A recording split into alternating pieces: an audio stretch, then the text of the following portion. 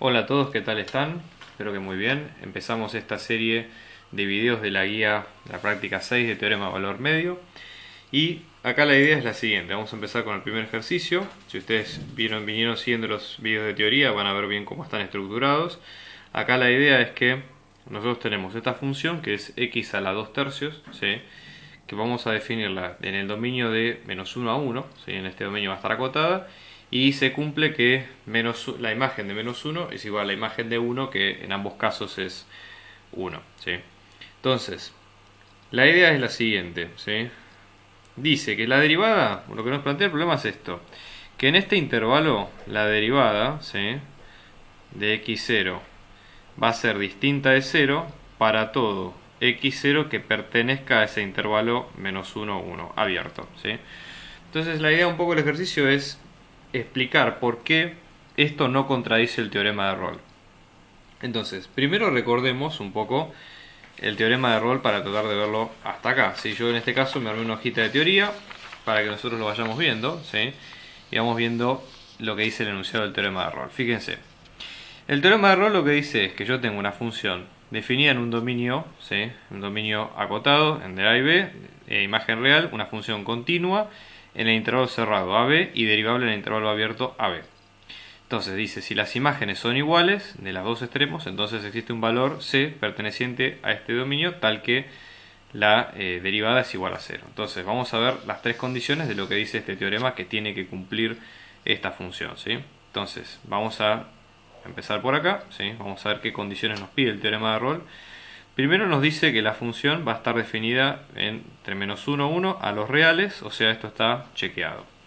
Después tenemos que dice que la función es continua en ese intervalo, ¿sí?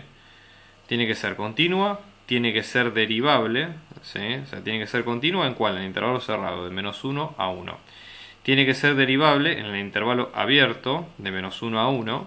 Y tiene que cumplirse que las dos imágenes, ¿sí?, sean iguales en los extremos. Entonces dice, si se cumple esto, o sea, la cuarta condición, entonces existe un valor, ¿sí?, en la consecuencia de esto, lo ponemos acá como una flecha, 3 puntos, por lo tanto, existe, ¿sí?, un valor C perteneciente a ese intervalo de menos 1 a 1, tal que, ¿sí?, la derivada en ese punto nos va a dar igual a 0. Entonces fíjense cómo leer este teorema para ver cuáles son las condiciones, ¿ok?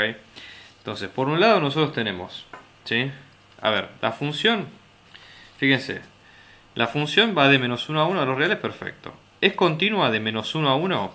Si nosotros nos fijamos el dominio de esta función, ¿sí?, el dominio de f es, básicamente f podemos definirla como que es raíz cuadrada, ¿sí?, de x al cubo. Entonces acá se admiten todos los números, ¿sí?, o mejor dicho podemos pensarlo también así, como si fuera como es raíz cuadrada de x al cubo, es indistinto, ¿sí? En este caso, perdón, acá cometí un error, esto es de esta manera, ¿sí?, porque es a la 2 tercios. Entonces, ¿qué es lo que sucede? Nosotros tenemos que todo número que entre acá, ¿sí?, por el hecho de estar al cuadrado va a ser positivo, ¿sí?, sea negativo o sea 0, inclusive vos sí es 0.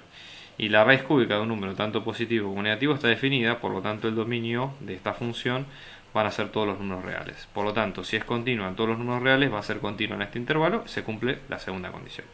Veamos en cuanto a lo que es la derivada. Vamos a hallar la función derivada de esta función, ¿sí? Fíjense que esto ¿qué tipo de función es? Es una función polinómica. Entonces, como calculamos, bajo el exponente, multiplicando, 2 tercios por x al exponente, le resto 1, 2 tercios a la menos 1. ¿Sí? ¿Esto cómo me va a quedar? Como 2 tercios por x a la 2 tercios menos 1, es lo mismo que decir 2 tercios menos 3 tercios, que es a la menos 1 tercio.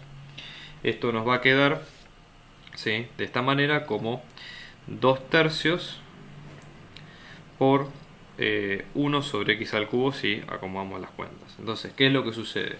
El dominio de esta función, el dominio de f', van a ser todos los reales menos, obviamente, el 0, porque no se puede dividir por 0.